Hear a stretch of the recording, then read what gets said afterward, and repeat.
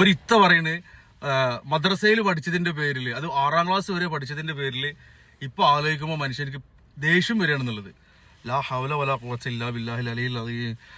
മോളെ, ഞാൻ 6 വരെ അല്ല 10 വരെ പഠിച്ചിട്ടുണ്ട്.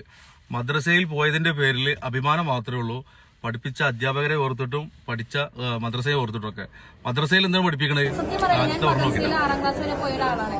പക്ഷെ മദ്രസയിൽ എന്നെ പഠിപ്പിച്ച കുറെ കാര്യങ്ങളുണ്ട്. അതൊക്കെ ഇപ്പൊ എനിക്ക് ആലോചിക്കുമ്പോ ദേഷ്യമൊക്കെ വരും. അപ്പോ അത് തിരിച്ചറിവുകളാണ്. ഓരോ സിറ്റുവേഷനും ഓരോ സ്റ്റേജിൽ നമ്മള് ലോകം കാണുക എന്ന് പറയില്ല, നമ്മളിങ്ങനെ ഓരോന്ന് കാണുകയും അറിയുക, ഓരോ ആൾക്കാരോട് സംസാരിക്കുമ്പോഴാണ് നമുക്ക് കൂടുതൽ കാര്യങ്ങൾ മനസ്സിലാവുന്നത്.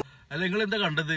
ലോകം കണ്ടുകണോ? ഓക്കെ. എന്നാല് മദ്രസയിൽ പഠിപ്പിക്കുന്നത് മതപരമായിട്ടുള്ള അറിവുകൾക്കപ്പുറം ഒരു വ്യക്തിയെ ഒരു നല്ല പൗരനാക്കിയിട്ട് സമൂഹത്തിൽ ഉത്തരവാദിത്തമുള്ള വ്യക്തിയാക്കി മാറ്റുന്നതിലൊക്കെയാണ് മദ്രസകൾ പങ്കുവഹിക്കുന്നത്.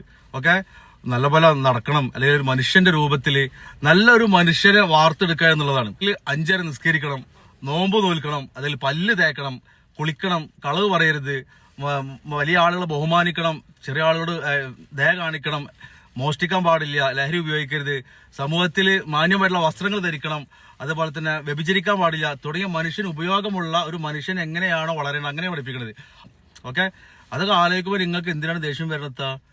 നമ്മളെ ഈ ചോരയും നീരൊക്കെ വറ്റിയിട്ട് മനുഷ്യന് ചുളിവ് സംഭവിക്കും, വാർദ്ധക്യം വരും, അതുപോലെ തന്നെ നമ്മളൊക്കെ മരിച്ചു പോകും. പള്ളിക്കാട്ടില് മൈലാഞ്ചി ചെടിക്കും മീസാങ്കലിനും അടിയിൽ പുഴുക്കൾക്ക് തിന്നാനുള്ള ശരീരമാണിത്. അതുകൊണ്ട് ആവുന്നുള്ള കാലത്ത് നല്ല യൗവനത്തിലൊക്കെ നല്ല രീതിയിൽ നടക്കുക. പടച്ചോൻ നിങ്ങൾക്ക് ഹിദായത്ത് തരട്ടെ, നല്ല ബുദ്ധി തരട്ടെ, ദീനീബോധമുള്ള ഒരു നല്ലൊരു യുവതിയായി മാറട്ടെ എന്ന് പ്രാർത്ഥിക്കണം പടച്ചോനെ.